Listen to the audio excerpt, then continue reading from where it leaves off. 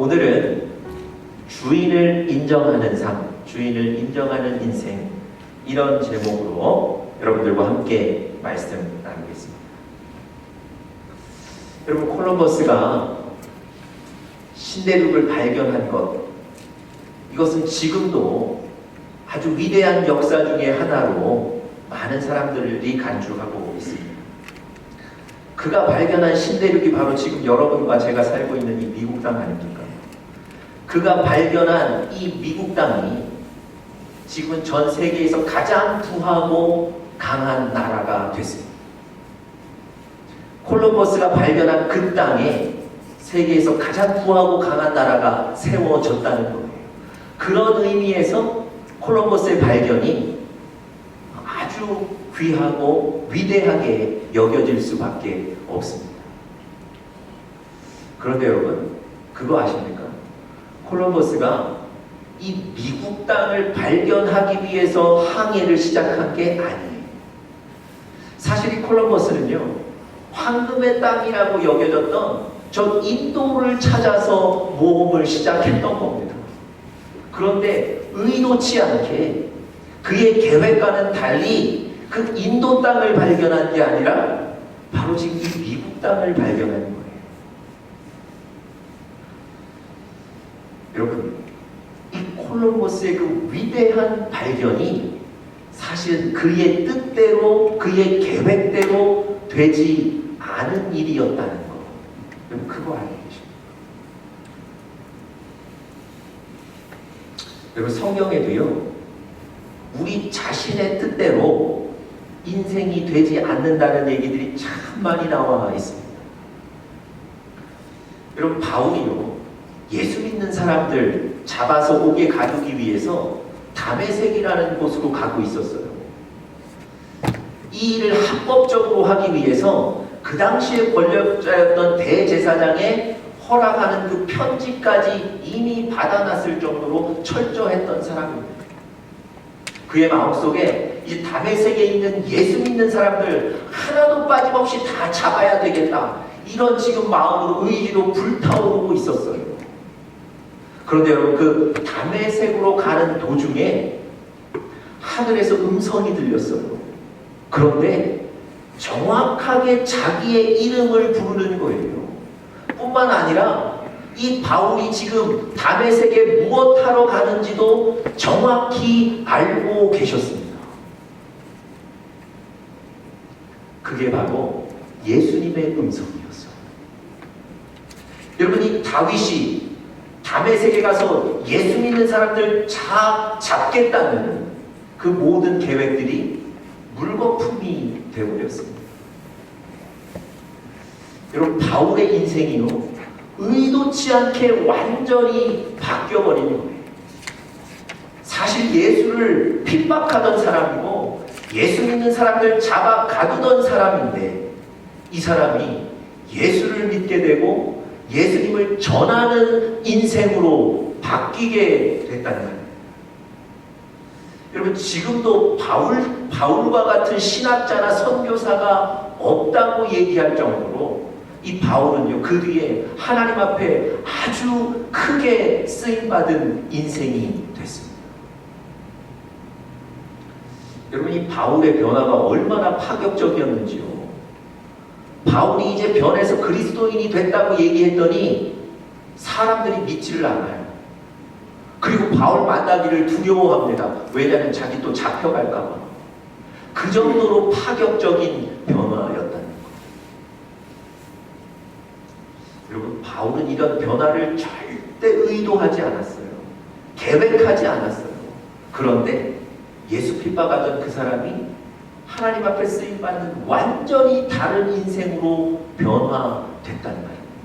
여러분, 인생이 자기의 의도와 자기의 계획과 자기의 준비대로 되어져 가지 않는 거예요. 그리고 바울은요, 어떤 일을 할 때 아주 철저하게 준비하고 치밀하게 계획하는 그런 어떤 류의 사람이었습니다. 그러니까 선교 여행을 할 때도요, 이번에는 이 지역, 다음번에는 저 지역, 이렇게 분명하게 계획하고 준비하는 사람이었다는 거예요. 어느 날 한 지역에서 선교를 마치고요. 이번에는 저 아시아 지역으로 가서 선교를 해야 되겠다. 이렇게 결정하고 준비하고 그 지역을 떠났어요. 그런데 이상하게 그 아시아로 가는 길이 다 막혀버린 거예요. 성경에는 구체적으로 왜 길이 막혔는지까지는 설명하고 있지 않지만 여러 가지 이유로 길들이 막혔습니다. 그래도 자기가 계획한 그 길을 포기하지 않고 막힌 길을 돌아가는 거예요. 조금 멀더라도 돌아가는 겁니다. 그런데 이상하게 돌아가는 길들도 다 막혀 있는 거예요. 하는 수 없이 피해 간 곳이 어디였냐면 드로아라는 지역이었어요. 드로아라는 지역에서 하룻밤 자야 되는데요.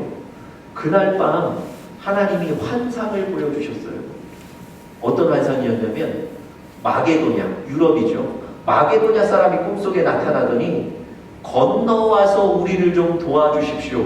이런 꿈, 이런 환상이 보여졌다는 거예요. 자고 딱 일어났더니 이 드로아가 어떤 곳입니까? 마게도냐, 그 유럽으로 건너갈 수 있는 배가 있는 항구 도시였다는 거예요. 그걸 보고 하나님의 뜻인 줄 알고 원래 계획했던 아시아로 간 게 아니라 유럽으로 건너간 거예요. 여러분, 그 유럽으로 건너가서 그 유명한 빌립보 교회가 개척이 된 거예요.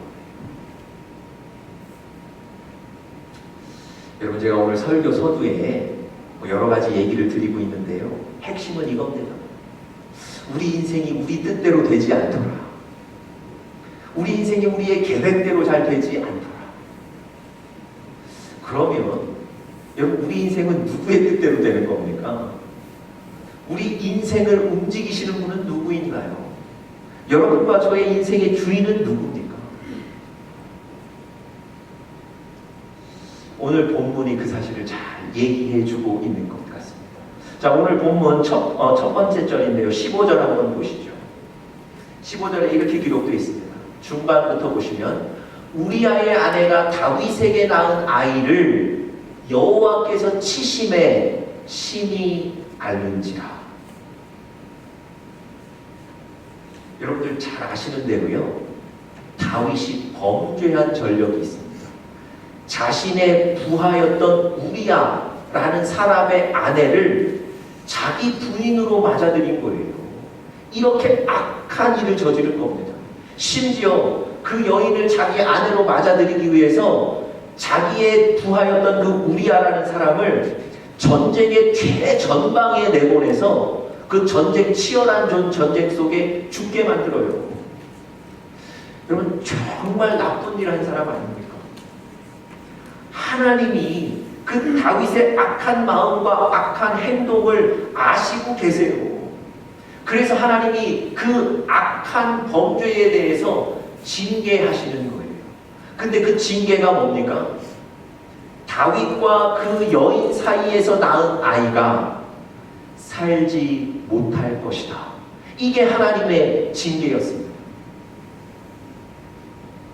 여러분, 우리가 오늘 읽지는 않았는데요. 바로 앞절 한번 보시겠어요? 14절. 여러분 아까 성경을 찾으셨을 텐데요. 바로 앞절 14절에 보면 이렇게 기록되어 있습니다. 당신이 낳은 아이가 반드시 죽으리이다.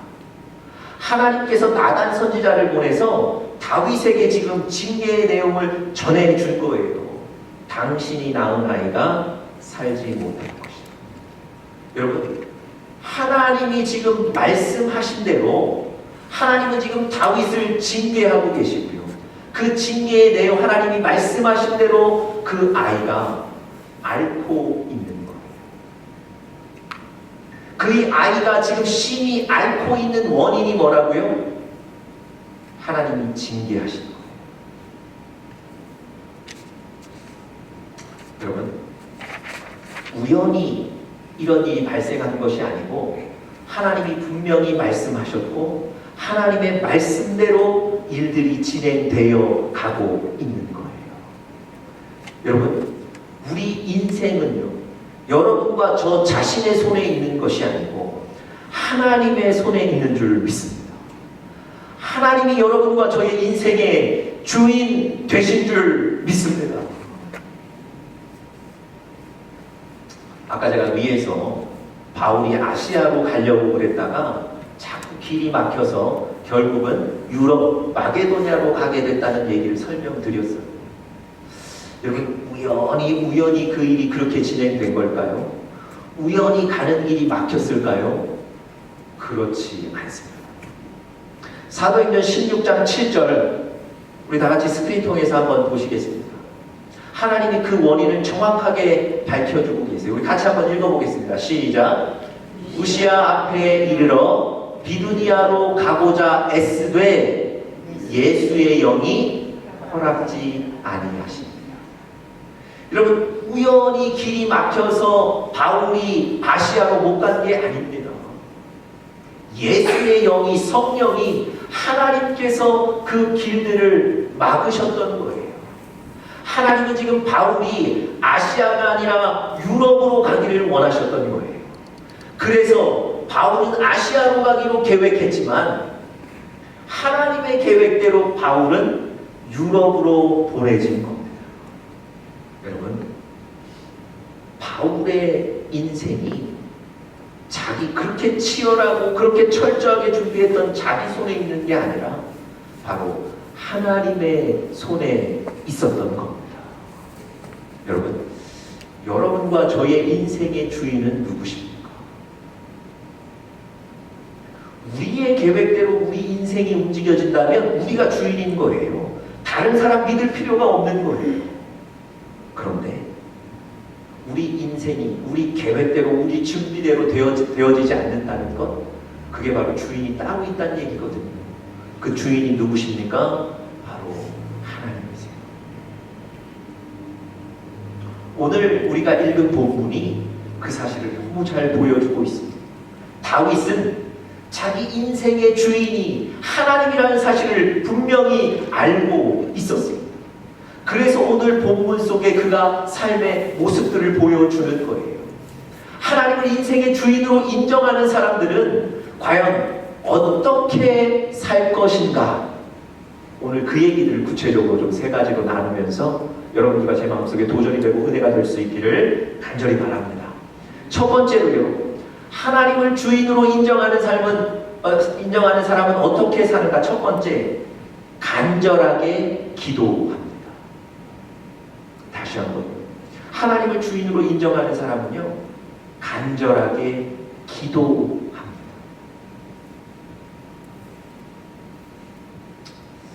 다윗이 우리아의 아내였던 사람과 결혼해서 그 사람과 사이에 아이를 낳게 되는데 그 아이가 심히 앓고 있죠. 이때 다윗이 어떻게 했습니까? 16절 한번 보시죠. 아이가 아파요.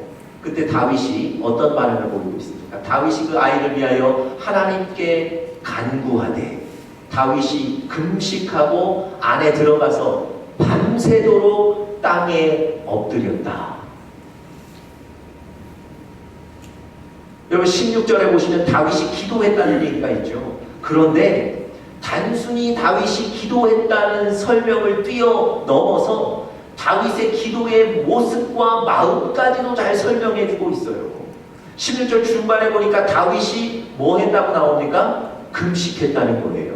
여러분, 금식은 먹지 않고 먹는 것을 멈추고 기도하는 거예요. 다시 말씀드리면 생명을 내놓고 하는 기도가 금식 기도라는 거예요. 다윗은 지금 아픈 아이를 위해서 자기 생명을 드리는 마음으로 하나님께 간절하게 기도하는 중입니다. 뿐만 아니라 또 어떻게 기도했다고 나오죠? 밤새도록 땅에 엎드렸다는 거예요. 여러분, 밤새도록 땅에 엎드렸다는 얘기를 요즘 말로 바꾸면 어떤 얘기겠습니까? 처야기도 했다는 얘기예요.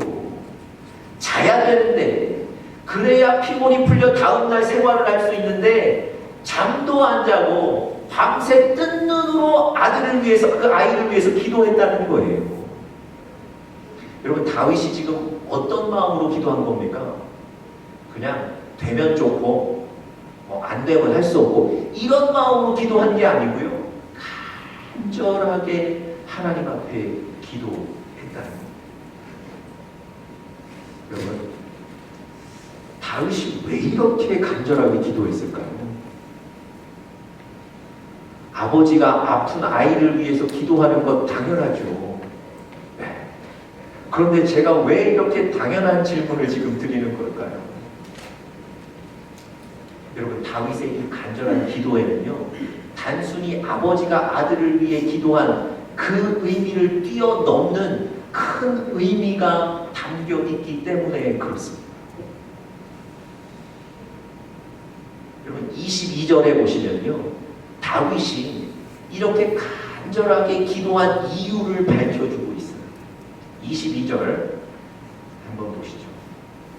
이르되 아이가 살았을 때에 내가 금식하고 운 것은, 내가 기도한 것은 혹시 여호와께서 나를 불쌍히 여기사 아이를 살려주실는지 누가 알까 생각함이거니와.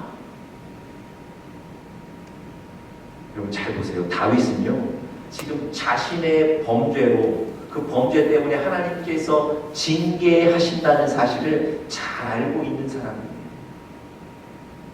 그런데 아이가 아직 살아있을 때는 하나님이 그 계획을 변경하시면, 하나님이 그 마음을 변경하시면 아이가 살 수 있기 때문에 아이가 살았을 때는 하나님 앞에 간절히 기도하는 거예요.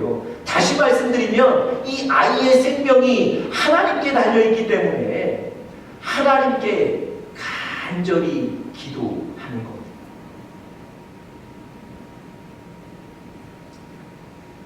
여러분, 지금 다윗의 눈앞에는요, 불리한 조건과 환경들이 펼쳐져 있죠. 그게 뭡니까? 하나님이 지금 다윗을 징계하고 계시다는 것, 그리고 아이가 지금 심하게 앓고 있다는 것. 그럼에도 다윗은요, 그 상황과 조건에 관계없이 사람의 인생이 하나님의 손에 있기 때문에 그 하나님께 간절히 매달리고 기도하고 있는 겁니다. 여러분, 하나님을 주인으로 인정하는 사람은요, 하나님 앞에 간절하게 기도합니다. 여러분, 한나라는 사람이 아들이 없어서 주변 사람들에게 심한 조롱과 멸시를 받았습니다. 구약시대 그 당시에는요, 아마 아들이 없는 것이 그 가정의 큰 어떤 어려움이었던 것 같아요. 매년 가족들이 모이는 명절 같은 모임이 있었는데요, 이 한나의 남편에게는 한나 말고 다른 두 번째 부인이 있었거든요. 근데 그 두 번째 부인은 자녀가 많았어요. 1년에 한 번 명절에 온 가족이 모이는데 그 두 번째 부인이 이 한나를 심하게 비난하고 조롱하는 거예요. 나는 이렇게 자녀가 많아서 행복한데 당신은 뭐냐, 이러면서. 여러분, 한나가 참고 참다가 더 이상 견딜 수 없는 슬픈 심정이 된 거예요. 그때 여러분, 한나가 어떻게 반응했습니까? 바로 성전으로 달려가서 그 성전에 들어가서 자기의 아프고 슬픈 심정을 통곡하듯이 내뱉으며 하나님께 기도하는 거예요. 여러분, 한나가 그 어려운 상황에, 그 슬픈 상황에 왜 성전에 달려가서 기도했을까요? 어디 통곡할 데가 없어서 성전을 찾아갔을까요? 자기의 서러운 마음을 누군가에게 얘기해야 되는데 들어줄 사람이 없어서 성전에 그냥 찾아간 걸까요? 그렇지 않습니다. 자신의 인생이, 지금 슬프다고 생각되는 자신의 인생이 하나님의 손에 있기 때문에 그 하나님께 달려가 기도하는 거예요. 더군다나 이 한나의 문제가 뭐죠? 자녀가 없다는 거 아닙니까? 근데 여러분, 자녀를 낳는 게 내 마음대로 됩니까? 더군다나 자녀의 성별을 결정해야 되지 않습니까? 딸이 아니라 지금 아들을 낳아야 되는 입장이잖아요. 이 성별을 자기가 결정할 수 있냐고요. 한나는 아무것도 할 수 없는 거예요. 자신의 힘으로는 해결할 수 없는 거예요. 그런데 하나님은 이 일을 하실 수 있기 때문에, 자기의 이 인생이 하나님의 손에 있기 때문에 그 어려운 순간 하나님 앞에 나가 기도하는 겁니다. 여러분, 한나가 성전에 가서 울며불며 기도했을 거예요. 그랬더니 그 성전을 지키고 있던 제사장 엘리가 기도하는 한나를 보니까 술 취한 사람이 술주정을 교회에 와서 그 성전에 와서 하고 있는 듯이 보였던 거예요. 그래서 왜 술 먹고 여기에 왔냐 뭐 이렇게 책망을 했던 거예요. 여러분, 그 책망을 듣고 한나가 어떻게 했습니까? 기도하다가 기분이 나빠서 성전을 뛰쳐나갔습니까? 아니, 기도 열심히 기도하는 사람한테 그런 책망을 한다고 화를 냈나요? 아니요. 그냥 기도하던 대로 계속 기도하는 거예요. 왜 그랬을까요? 기분 나쁠 법도 한 상황인데 왜 그랬을까요? 여러분, 겨우 누가 나를 좀 오해하고 내가 좀 책망받은 거 그건 문제도 아니에요. 왜 그렇습니까? 내 인생이 하나님의 손에 달려있거든요. 내가 그 하나님 앞에 기도하는 중인데 내가 오해받았다고, 내가 좀 기분 나쁘다고 기도를 멈출 수가 없는 거예요. 우리 인생의 주인이신 하나님께 무엇보다 가장 중요한 기도를 드리는 겁니다. 여러분, 하나님을 여러분과 저의 인생의 주인으로 우리 인정하고 선포하고 살아가지 않습니까? 다윗처럼 한나처럼 하나님 앞에 간절하게 기도하시는 여러분 되시기를 간절히 바랍니다. 두 번째로요, 하나님을 주인으로 인정하는 사람은 예배해야 합니다. 하나님을 주인으로 인정하는 사람은 예배해야 합니다. 하나님을 예배드립니다. 여러분, 예배라는 것은요, 하나님을 우리 인생의 주인으로 인정하고 그분께 찬양하고 그분을 높여드리고 그분께 영광을 드리는 것, 그게 바로 예배라는 겁니다. 매주 우리가 지금 주일마다 예배를 드리고 있는데요, 이 예배가 바로 그렇게 중요한 의미가 담겨 있는 거예요. 오늘 지금 이 시간에도 우리가 그런 마음으로 예배를 드리는 겁니다. 본문으로 돌아가서요, 다윗의 그 자녀가 심히 앓다가 세상을 떠나게 돼요. 하나님이 다윗을 책망하시면서 징계하셨잖아요. 그 징계대로 하나님이 그 약속한 대로 일하셨던 거예요. 20절에 보시면요, 그 아이가 죽자마자 다윗이 어떤 반응을 보였는지를 잘 설명해 놓고 있습니다. 20절 후반절에 보시면요, 이렇게 되어 있어요. 20절 중반에 보시면 여호와의 전에 들어가서 경배했다, 이렇게 표현합니다. 여러분, 생각해 보세요. 그렇게 간절하게 기도했는데 그 아이가 살지 못했어요. 그때 다윗이 지금 옷을 차려입고 성전에 들어가서 예배를 드렸다는 거예요. 여러분, 다윗 인생의 최고로 슬픈 순간 아니겠습니까? 지금 분노로 가득 차 있을 수도 있지 않겠습니까? 내가 기도했는데 들어주시지 않았다는 것 때문에 하나님을 원망하는 마음으로 가득 차 있는 순간이 될 수도 있어요. 그런데 바로 그 순간에 다윗은 성전에 들어가서 하나님께 예배를 드렸다는 겁니다. 여러분, 하나님을 인생의 주인으로 인정하는 사람은 어떠한 순간에도 하나님 앞에 나가 예배 드리는 것. 여러분, 이 모든 지금 펼쳐진 일들이 하나님의 뜻과 하나님의 말씀과 하나님의 역사 안에 있다고 믿기 때문에 어떤 순간에도 하나님 앞에 나가 예배 드리는 겁니다. 여러분, 우리가 이렇게 예배를 드리는 이유는요, 다른 게 없습니다.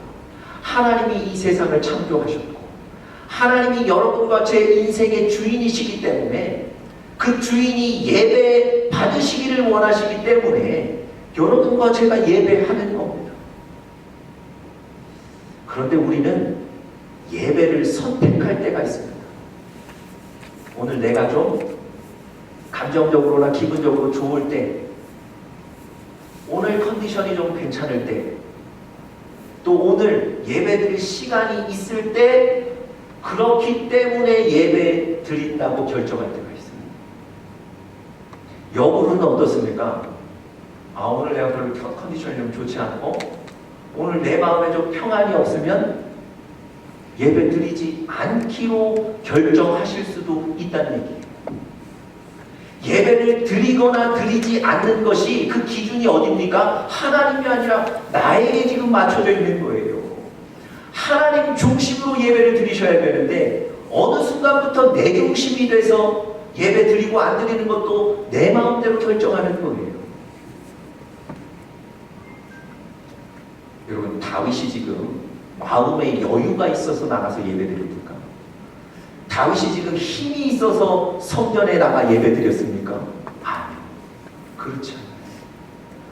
하나님 인생의 주인이시기에 그것 때문에 어려워도 주님 앞에 나가 예배 드린 줄 믿습니다. 여러분, 저는 예배하면 떠오르는 사람이 딱 하나 있어요. 이삭. 아브라함의 아들 이삭 기억하시죠? 이 이삭이 어느 날 자기의 가족과 종들과 가축들 다 데리고 어느 지역에 가서 땅을 팠는데 우물을 발견한 거예요. 물의 근원을 발견한 거예요. 여러분, 그 당시에는 물이 없으면 못 사는 때거든요. 드디어 자기가 살만한 아주 좋은 곳을 발견한 거예요. 그래서 그곳에 이제 그 장막도 치고 잘 살고 있었어요. 그런데 이미 그곳에 먼저 살고 있었던 사람들이 와서 항의를 하고 비난하기 시작하는 거예요. 자기네들은 그런 우물을 발견하지 못했거든요. 그 항의와 그 비난과 그 조롱 때문에 이 이삭이 그 살던 곳을 떠나서 다른 곳으로 이주하게 됐습니다. 여러분, 그냥 직설적으로 말씀드리면 강제적으로 떠나게 됐다는 거예요. 이주하게 됐다는 거예요. 여러분, 삶의 기반을 버린 거예요. 그리고 또 다른 곳, 또 뭔가 물을 찾아 떠나야 되는 거예요. 여러분, 이 이삭의 마음이 편했겠습니까? 이삭의 마음에 안정이 있었겠습니까? 다른 곳으로 떠났는데 그 다른 곳에 가자마자 이삭이 하나님께 예배드리고 있어요. 여러분, 마음이 편해서 시간이 있어서 예배드린 게 아니에요. 지금 마음은 괴로운데 내 인생이 하나님의 손에 있다는 것, 그것을 믿고 또 예배드리는 거예요. 하나님이 그 예배를 받으셨어요. 어떤 일이 벌어졌습니까? 또 자기가 그냥 간 곳 땅을 팠더니 거기에 또 샘의 근원을 발견하게 된 줄 믿습니다. 여러분, 남들은 아무리 땅을 파도 샘의 근원 한번 발견하기 힘든데요, 하나님은 이 이삭에게 가는 곳마다 샘의 근원을 보게 하셨어요. 여러분, 하나님 앞에 예배하시는 여러분들 되시기를 간절히 축복합니다. 하나님이 인생의 주인이세요. 자, 마지막 세 번째로요. 하나님을 인생의 주인으로 모시는 사람은 어떻게 사는가? 하나님이 주신 결과를 받아들입니다. 다시 한번요. 하나님이 주신 결과를 받아들이는 거예요.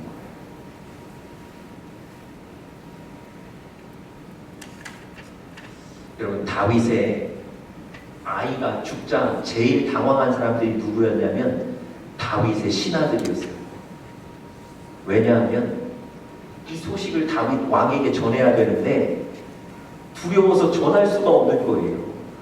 아이가 살았을 때도 밥도 먹지 않고 금식하고 울며 밤새 기도했던 사람인데 왕의 아들이 죽었으니, 이제 왕의 아들이 죽었습니다, 이 소식 전하면 그 왕이 분노하거나 화내지 않겠습니까?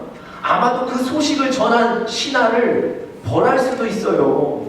신하들이 눈치만 보고 왕에게 감히 지금 이 소식을 못 전하는 거예요. 여러분 충분히 이해가 되시지 않습니까?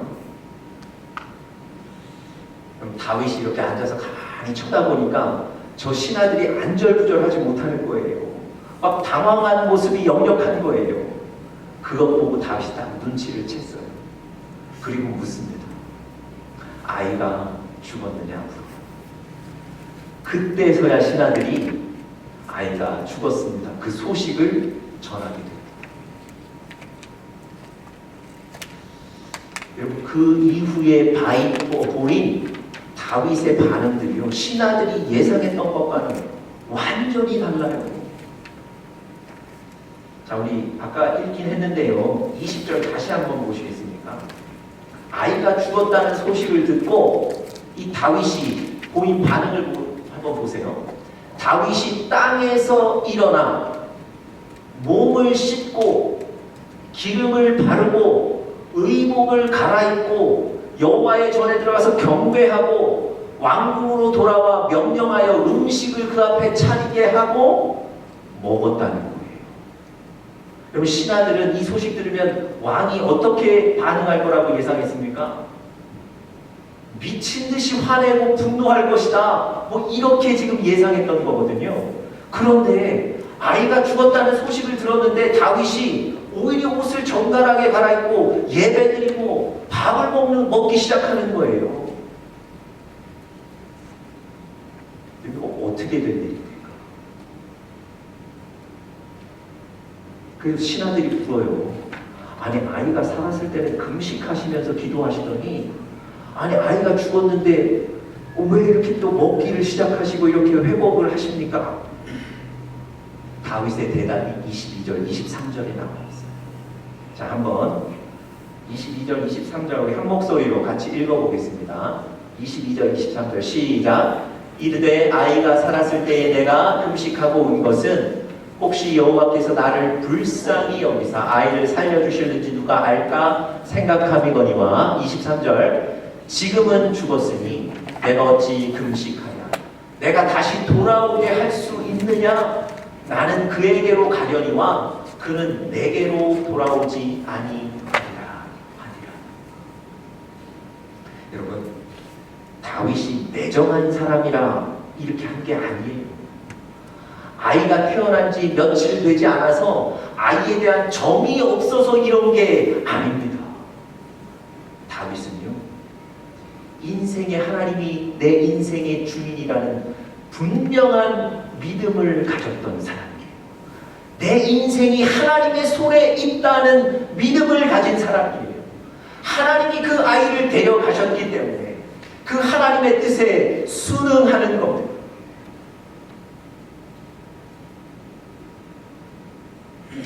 내 마음과 맞지 않는 일이지만 하나님이 주신 일을 받아들이는 거예요. 여러분 요셉이라는 사람이 형들에 의해서 애굽의 종으로 팔려가죠. 그러다가 좀 열심히 살다가 보니까 또 어떤 일이 벌어집니까? 억울하게 감옥에 갇히게 되죠. 여러분 정말 억울하고 분한 인생이 요셉의 인생이에요. 아마 인생을 포기하고 싶을 마음도 들었을 거예요. 그런데 요셉이 여러분 성경에 보니까 인생을 포기했습니까? 아니요. 아니 그곳에 가서 더 열심히 살아요. 여러분 자기가 종으로 팔려간 것, 자기가 억울한 누명을 당한 것, 여러분 이걸 지금 하나님의 계획 속에 받아들이는 거예요. 여러분 혹시 오해는 하지 마십시오. 하나님이 주신 거니까 그냥 받아들여야 된다 그래서 포기하고 두 손 놓고 사시라는 얘기가 아닙니다. 요셉은 그곳에 가서 더 열심히 살았잖아요. 최선을 다해 살았잖아요. 중요한 것은 하나님이 여러분과 저의 삶에 때때로 주시는 결과들이 있어요. 내 마음에 맞지 않는 경우도 있습니다. 내 뜻과는 다른 경우들도 있어요. 그렇지만 하나님을 주인으로 인정하시는 여러분과 저는 그것을 마음에 받으시고 난 뒤 그곳에서 또 최선을 다해 살아가셔야 할 줄 믿습니다. 주인으로 모신 삶, 바로 오늘 다윗의 삶입니다. 이런 삶을 살아가시는 여러분 제가 되기를 간절히 축복합니다.